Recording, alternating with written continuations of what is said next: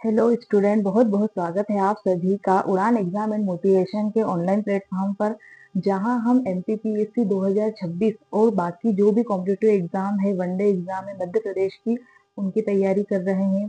ठीक है, तो आज की क्लास से हम पढ़ना स्टार्ट करेंगे जियोग्राफी का नया सेशन। ठीक है, तो जियोग्राफी पढ़ने के लिए सबसे पहले हमें अगर हम हमारे एमपीपीएससी प्रीलिम्स के सिलेबस की अगर हम बात करें, तो हमें सिलेबस में जो भारत है, भारत का भूगोल स्पेसिफिक पढ़ना है। ठीक है, तो इसको पढ़ने से पहले हमें क्या करना है, थोड़ा सा जो वर्ल्ड जियोग्राफी है, विश्व का भूगोल है, उसकी जो थोड़ी थोड़ी नॉलेज हमको होना बहुत जरूरी है। ठीक है, तो मैं आज आपको बेसिक जो भी वर्ल्ड जियोग्राफी का है वो थोड़ा सा बता देती हूँ। ठीक है, तो आप देखेंगे कि आप अगर हम भारत की बात करें तो आप भारत का मैप बना लेंगे फटाफट से। और मैं सिर्फ आपको कॉन्सेप्ट समझाने की कोशिश करूंगी। तो देखिए, आप भारत में अगर आप देखेंगे, ठीक है, तो इस तरीके से भारत का मैप है। ठीक है,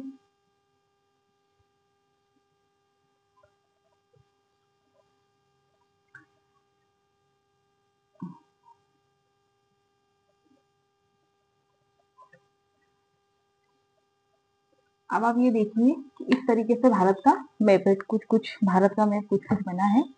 तो आप देखिए कि आप देखेंगे भारत, अ, हम अगर पढ़ते हैं बेसिक, अगर हम पढ़ने की कोशिश करें तो हम बोलते हैं कि भारत जो है, आप देखिए कर्क रेखा भारत के बीचों बीच से गुजरती है। ठीक है, इस तरीके से कर्क रेखा भारत के क्या हो रही है, बीचों बीच से होकर गुजर रही है। ठीक है, इस तरीके से क्या कर रही है, कर्क रेखा भारत के बीच से एकदम गुजरती है। तो अब हमको पता लगाना है कि कर्क रेखा आखिर होती क्या है। ठीक है, 23.5 डिग्री। तो ये सब बेसिक कॉन्सेप्ट है। अगर हम अक्षांशीय विस्तार की बात करें कि भारत का अक्षांशीय विस्तार 8 डिग्री 4 मिनट से 37 डिग्री 6 मिनट तक है, वैसे ही देशांतरीय विस्तार है। ठीक है, उसके बाद अक्षांश क्या होता है, देशांतर क्या होता है, तो ये चीजों को समझने के लिए सबसे पहले हम समझते हैं, ग्लोब बनाएंगे। और अब ग्लोब पर देखेंगे कि आप देखेंगे इस तरीके से आपने बनाया ग्लोब। तो ग्लोब में जो अक्षांश और देशांतर क्या होता है, तो ग्लोब पर खींची गई काल्पनिक रेखा है। ठीक है, काल्पनिक रेखाएं होती है जिससे हम क्या करते हैं, विभिन्न देशों की स्थितियों का पता लगाते हैं कि जो देश है वो कहाँ से कहाँ किस अक्षांश पर स्थित है, उनकी लोकेशन क्या है, वो पूर्व में है या पश्चिम में है, उत्तर में है या दक्षिण में है। ठीक है, तो ये क्या है, काल्पनिक रेखाएं होती है। ठीक है, तो आप देखेंगे कि अगर आप इसमें देखेंगे तो आपको देखने को मिलेगा, आप देखिए कि आप देखेंगे इस तरीके से आप 20 से देख रहे होंगे, तो ये 23.5 डिग्री क्या है, 0 डिग्री क्या है, विषुवत रेखा। ये सबसे पहले तो आप ये समझ लें कि ग्लोब पर खींची गई आड़ी रेखाएं, ग्लोब पर खींची गई जितनी भी आड़ी रेखाएं हैं, इस तरीके से रेखाएं हैं, वो सब क्या कहलाती हैं, तो खींची गई जो आड़ी रेखाएं हैं वो कहलाती है क्या, अक्षांश रेखाएं। क्या कहलाती है, अक्षांश रेखाएं।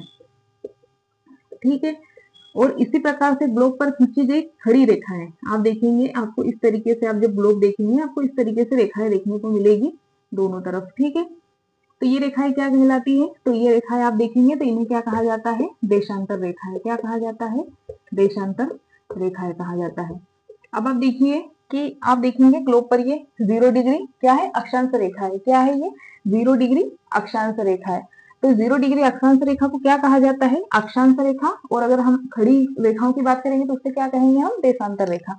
तो आड़ी जो ग्लोब पर खींची गई 0 डिग्री अक्षांश रेखा है, इसे क्या कहा जाता है, तो इसे दो नामों से जाना जाता है। ठीक है, इसे कौन कौन से नामों से जाना जाता है, तो आप देखेंगे कि इसको दो नामों से जाना जाता है। ठीक है, कौन कौन से नाम है इसके, तो इसे क्या कहा जाता है, विषुवत रेखा भी कहा जाता है, और क्या कहा जाता है, इसके अलावा भूमध्य रेखा भी कहा जाता है। ठीक है, क्या कहा जाता है, भूमध्य रेखा भी कहा जाता है। तो आप देखिए कि आप इसमें देखेंगे कि इसको क्या कहा जाता है, तो 0 डिग्री अक्षांश रेखा, यहाँ पर आप लिख लेंगे 0 डिग्री अक्षांश रेखा। अक्षांश रेखा मतलब ये जो आड़ी रेखाएं हैं उनकी बात कर रही हूं मैं। ठीक है, तो इसे क्या कहा जाता है, तो इसे कहा जाता है भूमध्य रेखा, भूमध्य रेखा, या इसी को हम क्या बोलते हैं, विषुवत रेखा। ठीक है, विषुवत रेखा।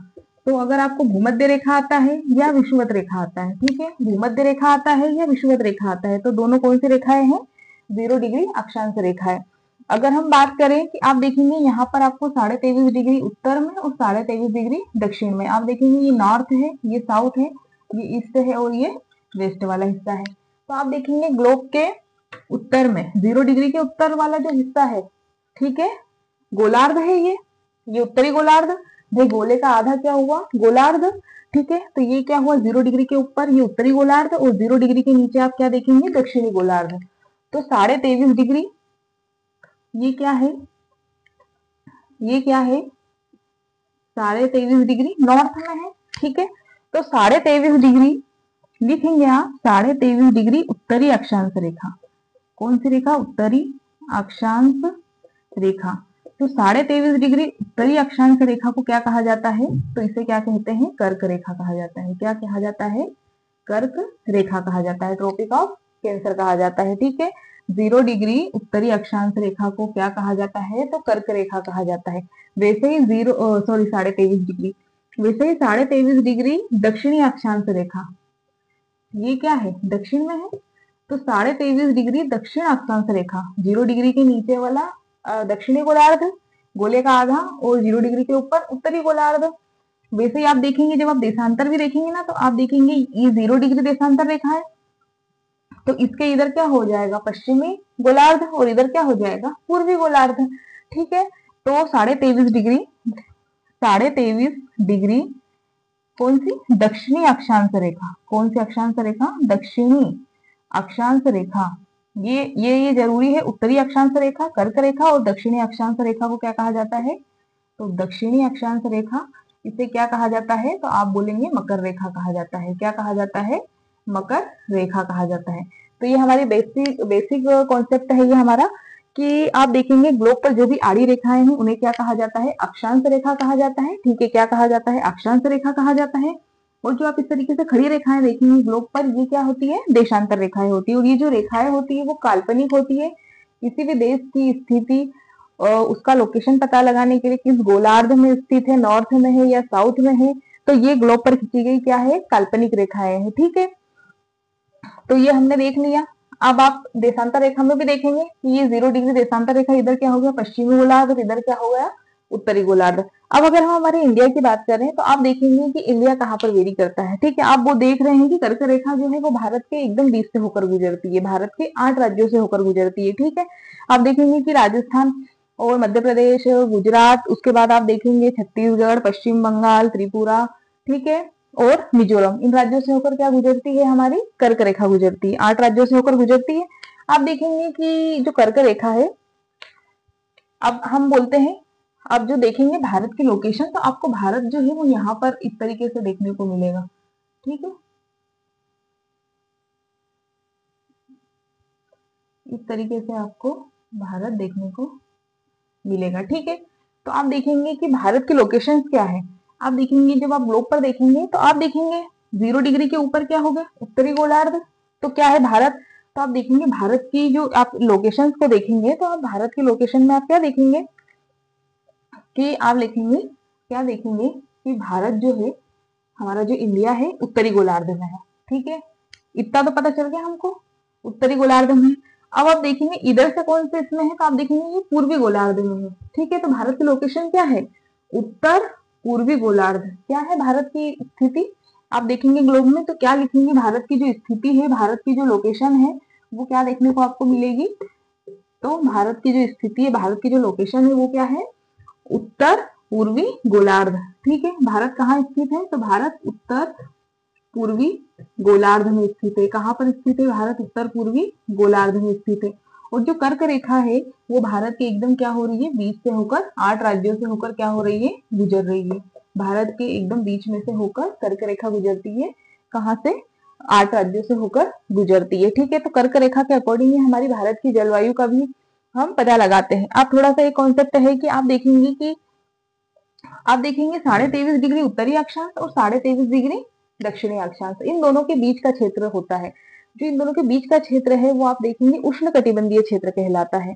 23.5 डिग्री उत्तरी अक्षांश और 23.5 डिग्री दक्षिणी अक्षांश, इनके बीच का जो क्षेत्र होता है, मतलब 23.5 डिग्री उत्तरी अक्षांश से लगाकर 23.5 डिग्री दक्षिणी अक्षांश तक का जो क्षेत्र है वो क्या कहलाता है, उष्ण कटिबंधीय क्षेत्र कहलाता है।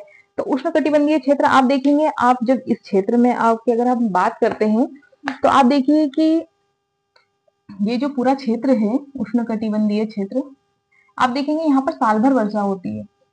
जो आप 0 डिग्री विषुवत रेखा पर देखेंगे, ये विषुवत रेखा पर देखेंगे, आप देखेंगे कि यहाँ पर साल भर वर्षा होती है। और यहाँ पर क्या होती है, आपको विषुवत रेखा पर 0 डिग्री अक्षांश पर आपको बहुत सारे हरे भरे वन देखने को मिलेंगे। सबसे ज्यादा जो वनस्पति है वो आपको कहाँ देखने को मिलेगी, 0 डिग्री अक्षांश पर, ठीक है। और इनके बीच का जो क्षेत्र है वो क्या कहलाता है, उष्णकटिबंधीय क्षेत्र कहलाता है। क्या कहलाता है, उष्णकटिबंधीय क्षेत्र कहलाता है, कटिबंधीय क्षेत्र कहलाता है। तो आप देखिए भारत, अब भारत के बीच से कर्क रेखा गुजर रही है, मतलब भारत का जो दक्षिण वाला हिस्सा है, ये वाला हिस्सा है भारत का, वो किसमें आ रहा है, उष्णकटिबंध में आ रहा है। भारत का जो दक्षिण वाला हिस्सा है वो आप किसमें देखेंगे, उष्णकटिबंध में देखेंगे। तो जो भारत का दक्षिणी हिस्सा है जो उष्णकटिबंध में आ रहा है, तो भारत की जलवायु को ये कर्क रेखा के अनुसार ही भारत की जलवायु को कर्क रेखा प्रभावित करेगी। जब हम भारत की जलवायु पढ़ेंगे आगे तो आप देखेंगे भारत की जलवायु को कर्क रेखा प्रभावित करती है। भारत की जलवायु उष्णकटिबंधीय मानसूनी जलवायु है। क्यों, क्योंकि कर्क रेखा जो है वो भारत के एकदम मध्य से होकर गुजर रही है, ठीक है, लगभग 8 राज्यों से होकर गुजरती है, ठीक है।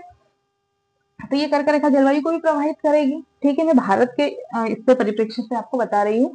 लेकिन आप देखेंगे कि आप यहाँ पर 66.5 डिग्री उत्तरी अक्षांश और यहाँ पर 66.5 डिग्री क्या देखेंगे, दक्षिणी अक्षांश से देखेंगे। यहाँ पर आपको क्या देखने को मिलेगा, आर्कटिक वृत्त देखने को मिलेगा, आर्कटिक वृत्त देखने को मिलेगा। और ये बहुत ठंडा मतलब प्रदेश माना जाता है।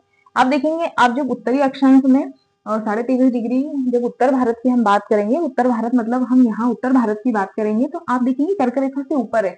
आप देखेंगे कर्क रेखा से नीचे जो दक्षिण भारत हम अगर हमारा है, तो आप देखेंगे यहाँ पर उष्णकटिबंधीय क्षेत्र है, ये उष्णकटिबंधीय क्षेत्र में आता है ये वाला क्षेत्र।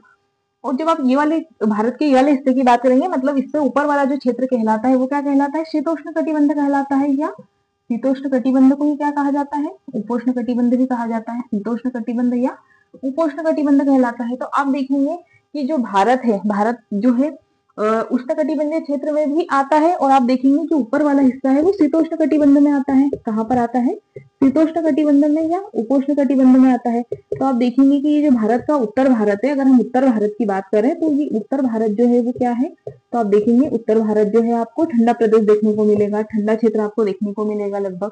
आप कर्क रेखा के अगर आसपास की बात करेंगे, यहाँ तो आपको गर्म क्षेत्र ही देखने को मिलेगा।